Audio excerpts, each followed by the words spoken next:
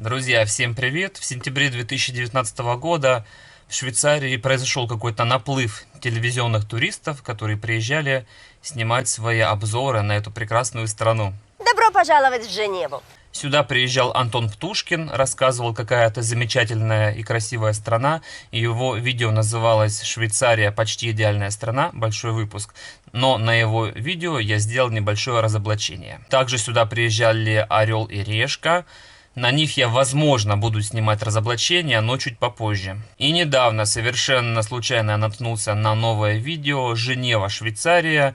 Жизнь других». Ведущая Жанна Бадоева. Но здесь расположены главные офисы крупнейших корпораций мира, в которых люди зарабатывают баснословные деньги. У нее в видео тоже очень много несоответствий по этой стране. И как человек, который проживает здесь уже около 5 лет, я хотел бы какие-то факты подтвердить, а какие-то опровергнуть. Так что смотрите это видео от этого момента и до конца, будет очень интересно. Поехали! Многие из вас, кстати, спрашивали, где я сижу, что это за место, подвал какой-то или чулан. Нет, это я сижу на самом деле под кроватью, это мой рабочий кабинет. Здесь моя двухъярусная кровать, моя комната. Вот, но скоро мы переедем в наш новый дом, который нам подарила бабушка швейцарская. Поэтому посмотрите вот это видео. И скоро я буду вести свои репортажи уже на фоне швейцарских Альп. Жан-Жак почтальон, и его работа ничем не отличается от работы любого другого почтальона в любом другом городе планеты. Ничем, кроме зарплаты. Ведь получает он 4000 франков в месяц. Жанна показывает почтальона и говорит, что он получает 4000 франков. Это действительно так. Почтальоны в Швейцарии самая низкая оплачиваемая работа. На нее можно устроиться любому человеку. И многие из вас уже писали, как бы я хотел приехать и работать почтальоном. Но если вы будете трудиться в таком месте работы, то вы практически будете жить впроголодь. Потому что 4000 франков это ничтожно мало. Но, скорее всего, я бы вообще не работала, как Жан.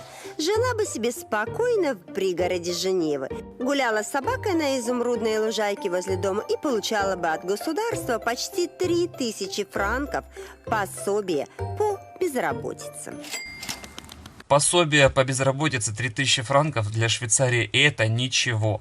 Вот если получать эти 3000 франков и жить в какой-нибудь другой стране, ну, например, даже в России, то это очень хорошие деньги. Это 200 тысяч рублей. Но для Швейцарии 3000 это вам хватит только снять в пригороде Женевы за 2000, за 2300 квартиру, за 500 франков оплатить страховку и кое-как умудриться выжить на остальные 300-400 франков в месяц. Получать пособие по безработице и уехать в другую страну невозможно, потому что человек, который получает пособие, он по закону обязан постоянно быть в поиске работы, и люди, бывает, за месяц обходят 60, а то и 100 различных заведений и разносят свои резюме. То есть это не просто, что вы гуляете на лужайке с собакой и отдыхаете, наслаждаясь 3000 франков. Вы обязаны постоянно работать, искать себе новую работу. В Швейцарии просто так вам никто ничего не даст. Мы едем рожать в клинику частную. Выложить придется в среднем 25 тысяч франков, в зависимости от клиники. Если вы женщина и вы проживаете в Швейцарии, то вы будете прикреплены либо к частной клинике, либо к государственной. Особой разницы в этих заведениях нету.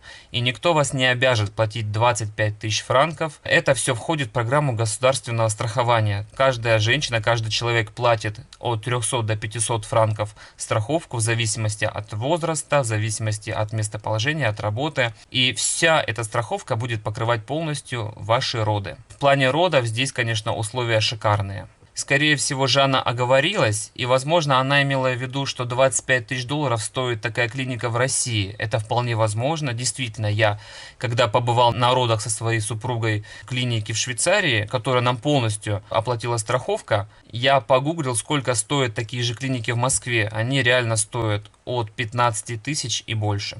Вот прекрасная палата. Сразу я чуть-чуть в шоке. Кофемашинка стоит. Уже хорошо. О, мама мия, ребята, какая ванна. Ох, какая терраса! На свежем воздухе можно подышать. Тут двухспальная кровать, вместе с мужем можно полежать. Белье для тебя уже тоже приготовили. Все прекрасно. То есть, честно говоря, палата как палата. Палаты в швейцарских клиниках для рожениц действительно такие. Можете посмотреть мое видео, как мы рожали в Швейцарии. Я прям вел документальную съемку. Она, конечно, немного жестокая, но кому интересно, посмотрите от первого лица. Там действительно у меня была своя кровать, у моей супруги была своя кровать. Было все красиво, все суперски. Была и кофемашинка, и отдельная кровать для мужа. Для меня привозили специальную каталку, на которой я тоже мог отдыхать, потому что у нас роды продлились около 15 часов. В каждой палате после родов женщинам дарят бутылку шампанского. По поводу шампанского можно поспорить. Возможно, в этой клинике это приветствуется. У нас, в нашей клинике, где мы рожали, такого не было. Никто бутылку шампанского на стол не ставил. Возможно, это за какую-то отдельную плату предоставляется людям, которые это попросили. Услугами государственных детских садов тоже пользуются мало. Во-первых, потому что они тоже платные и стоят около 2000 в месяц. Во-первых, чтобы попасть в детский сад, а точнее мы имеем в виду здесь ясли, государственно, нужно записываться за несколько месяцев, а то и лет вперед. Обычно, когда женщина только узнает, что она беременная, она уже должна подать документы и записаться в детский сад. К сожалению, мы этот момент упустили, не подумали об этом.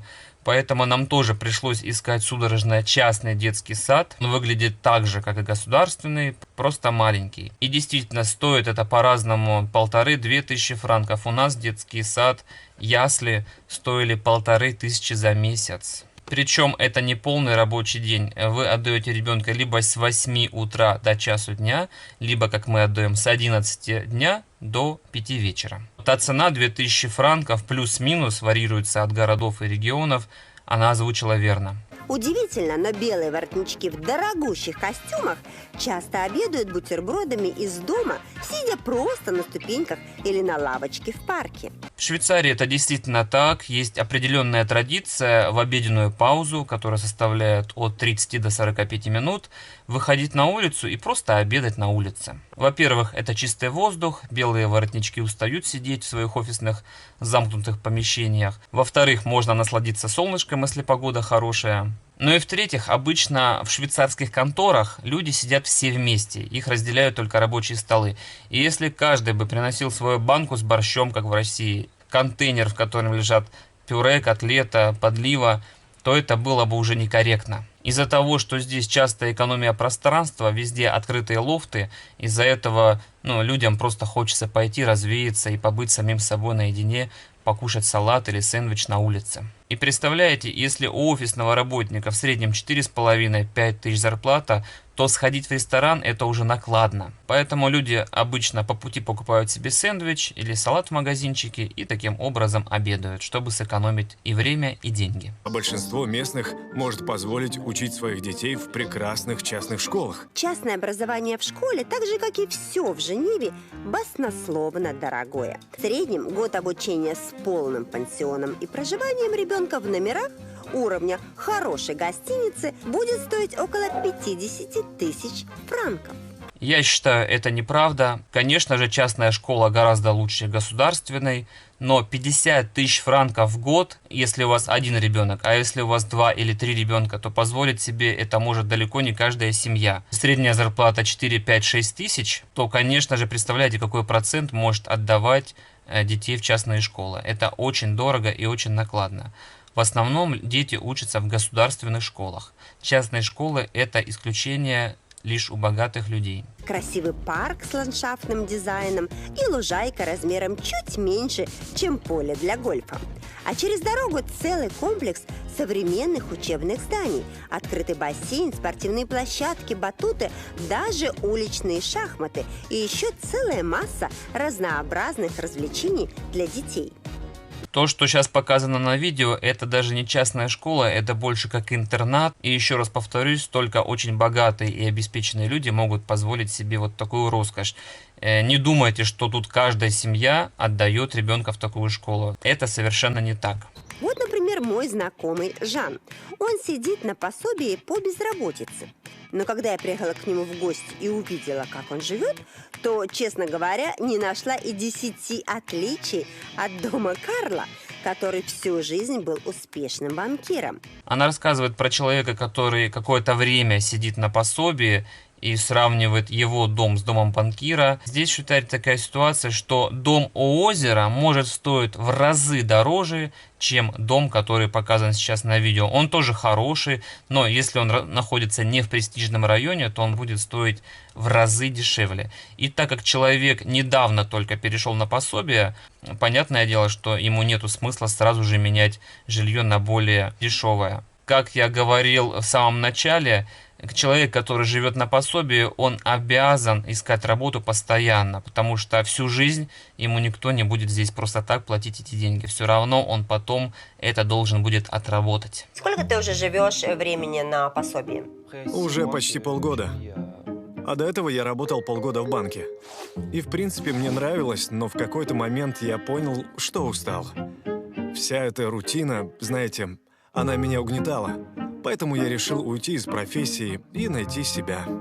Человек рассказывает, что он решил уйти из банка. Я, конечно, не знаю, кем он себя там возомнил и куда хочет пойти работать, но, наверное, максимум, что он может устроиться, это либо почтальоном, либо доставщиком пиццы, либо человеком, который собирает мусор на улицах. Только для этих профессий не нужно проходить особые курсы, не нужно переучиваться, поэтому, наверное, он будет, скорее всего, работать в таком месте. Только на моей памяти было уже 2 случая. У меня был один знакомый итальянец, швейцарец-итальянец, у которого было свое итальянское кафе плюс кафе-мороженое.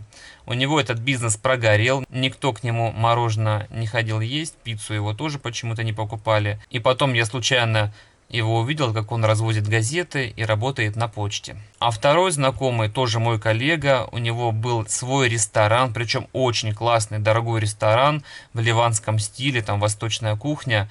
У них постоянно был народ, но в итоге все равно ресторан постоянно работал в минус. И один раз я вижу, что едет мусорная машина, я смотрю, да более знакомое лицо. А смотрю, это мой знакомый Пьер. Вот, я ему так помахал, он тоже помахал мне в ответ, хотя ему, наверное, не очень хотелось, чтобы я его видел в таком состоянии, в таком положении, но что поделаешь, такова жизнь Швейцарии. Сколько ты вообще получаешь пособие? Мне платят 70% от той зарплаты, которую я получал. Сейчас мне выплачивают 2300 франков в месяц. 2300 в месяц, ничего не делая, на секундочку. Во-первых, он говорит, что он получает 2300 франков в месяц. Это 70% от той зарплаты, которую он получал в банке. То есть в банке он получал примерно 4000 франков. То есть представляете, что почтальон 4000 франков получает, что банкир. Ну пускай даже этот Жан-Жак получал там 4500 или 5. Но это опять же подтверждает тот факт, что все говорят, банкиры получают 10 тысяч и выше.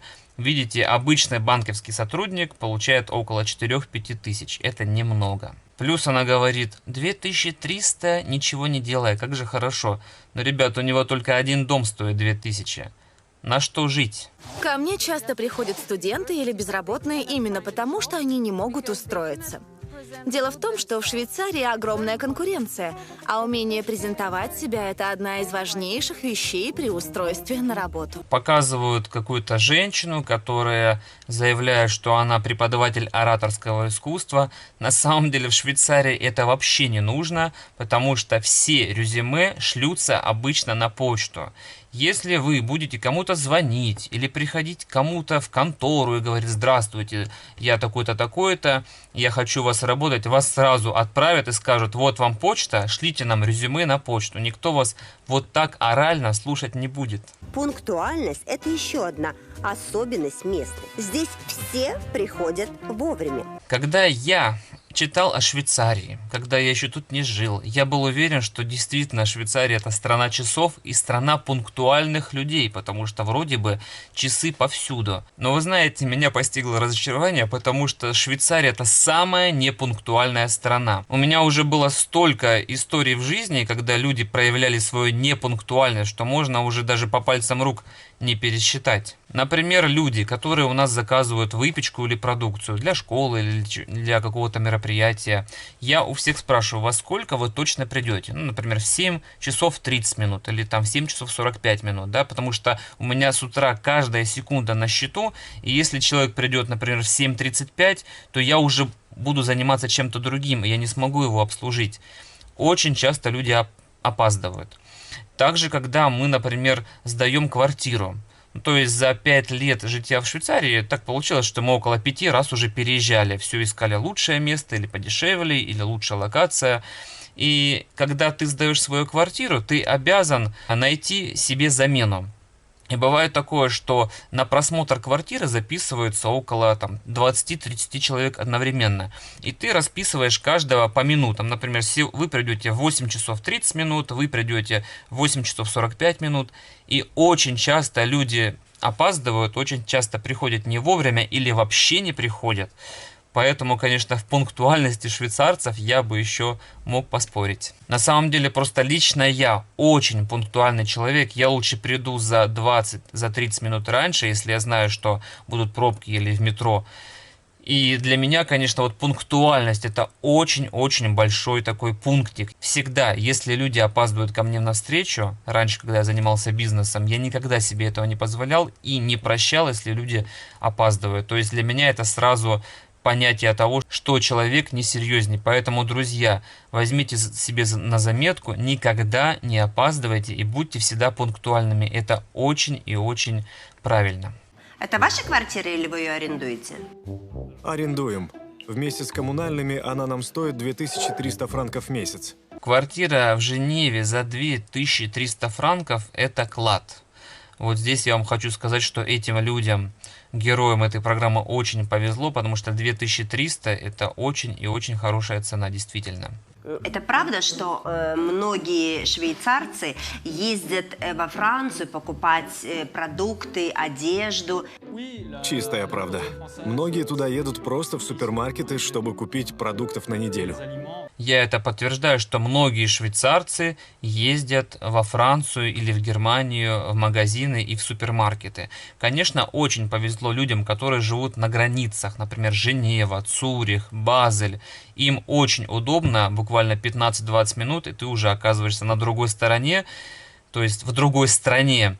И действительно цены в 2, в 3, а то и в 4 раза бывают дешевле, чем в Швейцарии. Вот это очень удобно. Например, нам, чтобы доехать либо в Женеву, либо в Цюрих, нужно потратить 1,5-2 часа на дорогу на машине, или на поезде. Поэтому нашей семье иногда не очень выгодно ездить в Германию или во Францию за покупками. Но если вы собираетесь переезжать в Швейцарию, смотрите именно пограничные зоны. Это Женева, Цюрих, Базель и вот все остальные вот эти пригородные городки, которые находятся возле границ. Это гораздо выгоднее для жилья. А сколько мяса стоит здесь у вас? Чтобы 2-3 раза в неделю поесть мясо на двоих, мы отдаем где-то 120 франков. В моем видео «Сколько я зарабатываю в Швейцарии» я упоминал, что в Швейцарии мясо иногда доходит по цене до 80 франков за килограмм. Теперь мои слова подтверждаются. Я думаю, теперь вы не будете со мной спорить и удивляться, почему это так дорого. Коренные жители Женевы, Швейцарии вам это все наглядно подтвердили. Действительно, мясо здесь очень дорого. Один человек даже посоветовал мне завести курей. В принципе, хорошая идея. Попасть и разбираться с таможней никому не хочется. Для нашего человека это стресс. Да, в общем-то, для нашего человека почти любая проблема – это стресс. А у нас была такая ситуация. Мы как-то ездили в Германию в русский магазин. И в Германии есть русские магазины, где закупаются все русские люди, которые живут в Швейцарии или в Германии. И вот мы приезжали, покупали сгущенку, гречку, всякие сладости, конфеты, йогурты, сметану, сушеную рыбу, соленые огурцы, помидоры, творог. И представляете, вот мы ехали на маленькой машине, которая полностью была забита продуктами, а мы тогда не знали, что один человек может провести продуктов в эквиваленте 300 франков. Мы ехали вдвоем с супругой. А у нас где-то продукции было, например, на 700 франков. И представляете, нас останавливают таможенники и заставляют нас полностью всю нашу продукцию выложить из машины. И они смотрят на творог, говорят, что это такое? Что это вообще? Они не понимают, что это. Смотрят на сушеную рыбу, говорят, а это что? почему рыба такая, откуда вообще, для чего она вам? Смотрят на сгущенку вареную, говорит, так, я понимаю, что это ле конденсе, то есть это такая, ну, сгущенное молоко. Говорит, почему она коричневая, что с ним, для чего это вам вообще нужно? А нам это нужно было для приготовления выпечки, для приготовления тортов, и плюс мы еще иногда в булочной продавали русские продукты с небольшой наценкой для людей, которые не могут позволить ездить в Германию. Мы такой делали небольшой русский уголок, но потом перестали этим заниматься, потому что это не настолько выгодно. И, по-моему, мы тогда еще везли несколько банок соленых арбузов. Знаете, когда вот арбузы кусочками нарезают, солят, и он смотрит, паштек, was ist das? Was ist das? Das ist Salziki. Salziki Wassermelonen. Das ist nicht possible. То есть он говорит, что это соленый арбуз, это невозможно. Говорит, русские вообще нормальные.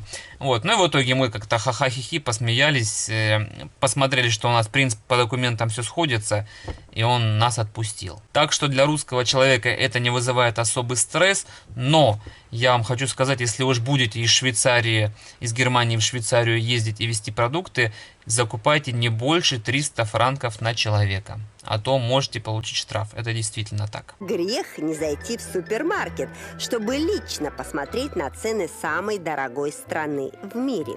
И что вы думаете? Так и да. 200 граммов самой дорогой в мире говядины стоит 14 франков.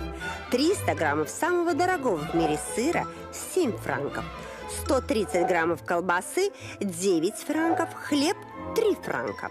И литр молока – 3 франка. Итого, я сходила в магазин на 36 франков.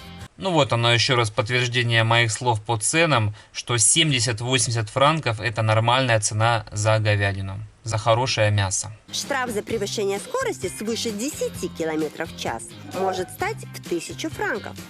Свыше 30 в 2000 или даже больше. Действительно, в Швейцарии очень жестокие штрафы за превышение скорости. Если вы превысите скорость даже на 1 км в час, то вас уже оштрафуют на 50 франков. Поэтому, кто приезжает в Швейцарию и снимает машину в аренду, пожалуйста, всегда смотрите на знаки на дорогах и никогда не превышайте, потому что это вам станет гораздо дороже. Может быть, полиции на улицах вы и не встретите, как в России, но камеры здесь понапичканы везде, поэтому вас везде и всюду будут фиксировать. Как давно ты, Жан-Жак, работаешь на почте? 37 лет. Ну, это что, работа твоей мечты, и ты мечтал. Почему ты пошел в почтальона? Я вот смотрю на этого дедушку, который работает на почте уже 37 лет. Судя по его внешнему виду, ему, наверное, лет 65-70, то есть он уже пенсионер. И, к сожалению, он не может уйти на пенсию, потому что она будет ничтожно малая. Поэтому он до сих пор работает на почте, до сих пор развозит на своем велосипедике газеты и брошюры, потому что на свою мизерную пенсию он, к сожалению, просто не выживет в Швейцарии. Давайте вместе сейчас поставим лайк этому дедушке и поддержим его в его трудной профессии. Пенсионерам в Женеве действительно жаловаться не на что. Мужчины здесь выходят на отдых в 65 лет, а женщины в 64. Минимальная пенсия в Швейцарии – 1200 франков. То есть мы сейчас посмотрели всю эту передачу, все посчитали, узнали, сколько стоит мясо, сколько стоит снимать квартиру. И нам говорят, что пенсия у пенсионеров аж 1200 франков. Как же классно быть швейцарским пенсионером. Быть похороненным в Женеве значит покоиться в тихом парке или сквере. Рядом с народом, который пришел на пикник, или молодой парочкой, которая устроила свидание просто на лавочке. Одним словом, оставаться полноценным жителем города. Вот это меня больше всего порадовало. То есть, смотрите, нам показывают в первом кадре кладбище, во втором кадре показывают школьников, которые просто где-то на лужайке бегают, нету ни могил, ничего. В четвертом кадре показывают просто парочку, которая сидит в парке, опять же, не на кладбище. И в последнем кадре показывают каких-то пьяных бомжей или кто там, не знаю, рабочие, которые просто легли отдохнуть. Действительно, они работали, видимо, может быть, могилки закапывали или обрабатывали могилы. Или, может быть, это газонокосильщики, которые легли действительно отдохнуть на кладбище. Но вокруг никого нету. А нам говорят, что кладбище находится прямо в черте города, и все могут ходить по этому кладбищу. и ходить вокруг людей, которые здесь покоятся. Но это какое-то богохульство, мне кажется. На самом деле кладбища в Швейцарии, так же как и в России, они обычно за пределами города, ну или если не в черте города, то они обнесены так, что ну просто так люди не будут там гулять. Все-таки люди тоже понимают, что это святое место, там покоятся люди. И в-третьих, в Швейцарии очень много протестантов, и обычно люди себя сжигают, то есть кремируют. Здесь мало кого хоронят, как в России. Здесь другая традиция. Здесь обычно человека кремируют, и потом пепел хранятся в специальных урнах.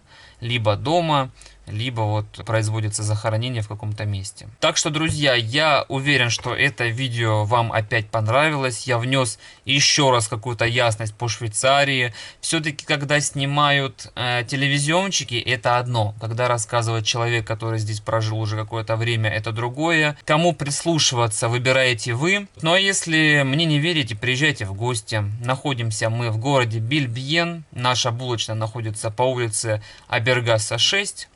Так что приходите в булочную, отведайте прекрасные выпечки, пообщаемся, побеседуем. Если какие-то будут интересные вопросы, задавайте ниже в комментариях. И самое главное, если кто-то живет в Швейцарии, пожалуйста, напишите мне в Инстаграме или ВКонтакте. Мои данные все указаны. Я хочу сейчас снимать цикл передач, посвященных Швейцарии и жизни в Швейцарии именно наших русских людей. Пожалуйста, кто не боится, напишите мне, я приеду, встретимся, пообщаемся, выпустим ролик, и все его здесь посмотрят на моем YouTube-канале. Итак, всем хорошего дня, удачи и пока-пока.